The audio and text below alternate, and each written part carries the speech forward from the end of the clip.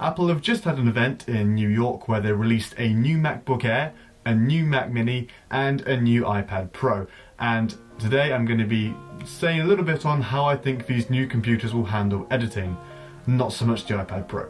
But we'll move on to that and we'll finish with that at the end. In the weeks leading up to the Apple event, there had been rumours of a budget MacBook. Well, the MacBook Air has now been released and not really. It is a little bit cheaper than the 12-inch MacBook, which is nice, but I don't think you would really describe this MacBook Air as budget. A lot of people are now wondering what's going to become of the 12-inch MacBook because it doesn't really make much sense to buy one anymore. They might have a slightly longer battery life than the new MacBook Air and they are a bit smaller and more portable, but in every other way, the MacBook Air is a better computer. But either way, this new MacBook Air has two Thunderbolt 3 ports, which is really good for charging drives, external GPUs, displays, whatever you want to connect to the computer at once, and now it has a Retina display. You can also get the MacBook Air with up to 1.5 terabytes of SSD storage, but personally I would stick at the half a terabyte option and I'd just get an external SSD if I needed more storage. But going back to the 12-inch MacBook, I made a video a while ago about how the 12-inch MacBook might be not too bad as a travel editing laptop, but now I think the 13-inch MacBook is really the superior laptop for mobile editing. Maybe Apple will update the 12-inch MacBook sometime next year, or they'll have a bit of a price drop or something, but right now the Apple laptop lineup is a little bit confusing because the MacBook Air kind of makes sense, the MacBook Pros make sense, but the MacBooks are more expensive than the MacBook Air without really offering much of a benefit, so hopefully Apple will clear that and tidy that up a bit soon. The MacBook Air doesn't have the P3 wide color gamut display that the MacBook Pro does, but I guess there has to be some difference between the two laptop models. For me, really the only spec that was slightly disappointing is the processor. It's a dual-core i5.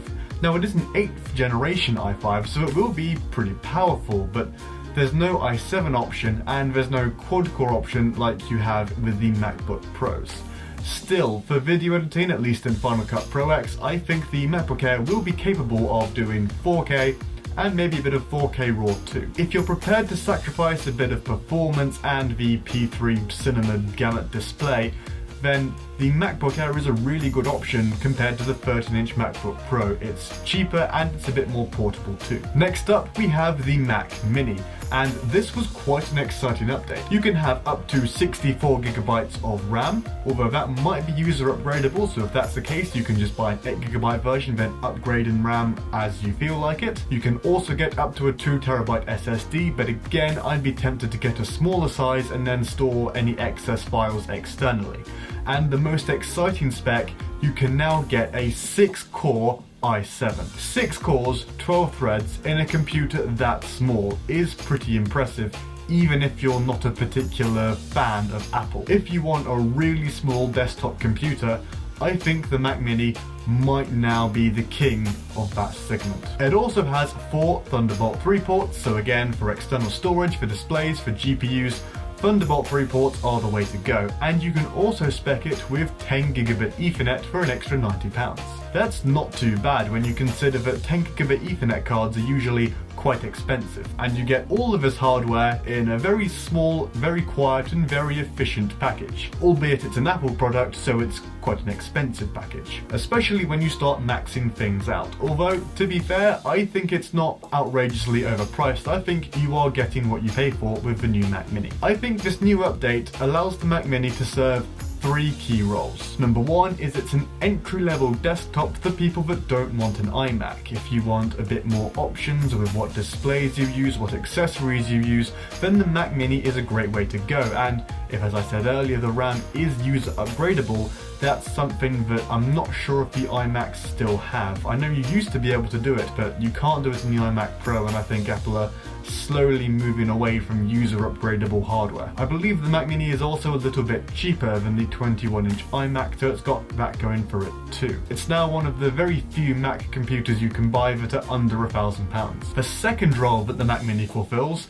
is for render farms and servers. This might sound quite ridiculous because it's an expensive computer and again it's a Mac Mini, there's only so much hardware you can get inside it. But when you think about it, the Mac Mini is small, so you can fit a lot of them in a very tight space. It's power efficient, which when you have a whole bunch of computers, power efficiency is a very important thing, and it's quiet too. Normally when you have big 1U rack mounted servers or 2U, 4U, you get deafened every time you go anywhere near them, but that's not the case with the Mac Mini. Now that you can get 6 cores and 12 threads in a Mac Mini, it is possible that the Mac Mini could find its place in some servers. I don't know how likely that is, as a lot of server farms are now using Linux, but at least you now have the option. If you're a professional video editor, what you could do is you could get a few Mac Minis, install a compressor on all of them, and then using the render farm settings you can speed up all of your Final Cut Pro exports. The final role that the new Mac Mini fulfills is a high-end pro desktop. It's decently spec'd, as well as being smaller, cheaper, and more customizable than an iMac Pro. I imagine that the new Mac Pro that's rumoured to be coming out in 2019 is going to be significantly more powerful than the Mac Mini, but the Mac Mini will be cheaper, and especially if you're using Final Cut Pro X, you don't need that many specs to edit 4K RAW video. The Mac Mini with 6 cores should be more than capable of 4K RAW video, maybe even 6K RAW and 8K RAW. I've talked about the Mac Mini being used as a pro desktop, but like the MacBook Air, both those computers use integrated graphics. But Thunderbolt 3 supports external graphics cards, or eGPUs as Apple call them. You can buy the Blackmagic Radeon 580 external graphics card, and I don't know if this was announced at the same time as the Apple event, but it looks like you're going to be able to get the AMD Vega graphics cards in the external GPU housing as well. I think external graphics cards have a lot of potential. They're very easy to upgrade. If you want to make your computer a bit faster, then you can buy an external graphics card, or in the future when you have more options you can just upgrade the graphics card without having to touch the computer. And if you've got maybe a laptop and a desktop, you can choose which one needs the most graphics power, and you can just plug the eGPU in and you can keep switching around depending on what you're doing. Talking of graphics cards, apparently sometime in the near future you're going to be able to get the AMD Vega graphics cards in the MacBook Pro.